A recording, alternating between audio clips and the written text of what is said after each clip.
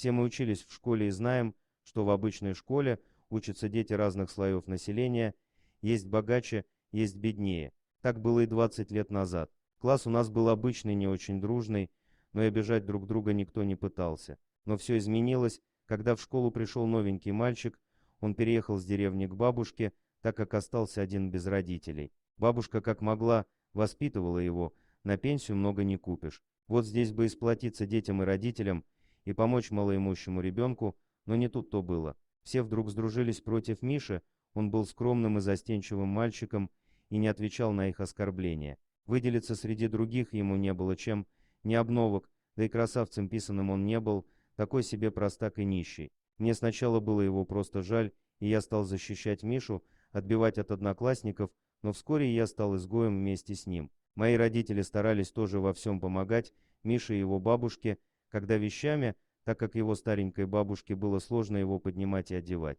Время шло, мы закончили 9 классов и вместе пошли поступать в колледж, чтобы стать юристами. А так как учились мы неплохо, для нас это не составило труда.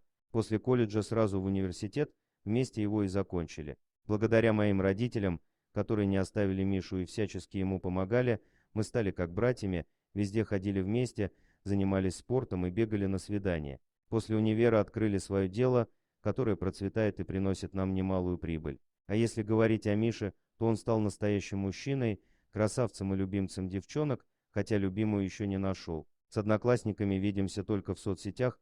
Привет, пока. А тут вдруг мне пишут, приходи на встречу выпускников, будут все наши. Мы с Мишей собрались и приехали, школьные годы прошли, интересно было посмотреть, что стало с нашими одноклассниками, кто кем стал, как изменились. Встретили нас тепло, мне привет, как дела, познакомь с другом. А когда узнали, что это тот самый изгой Миша, просто обалдели. Затихли, стало стыдно за свое поведение, но у самого большого забияки все-таки хватило смелости сказать: «Ну ты круто изменился, прости, друг». Разговоров было много, о том, о сём, но все старались побольше узнать о Мише, как он смог так измениться, стать лучше их не только морально, но и материально. А все благодаря моим родителям, которые правильно воспитали меня и не дали испортить жизнь человеку. Потому что он был не такой, как все, что он беден. Будьте и вы такими родителями, не губите чужих детей и своих детей воспитывайте уважать не за красоту и деньги, а за доброту и человечность,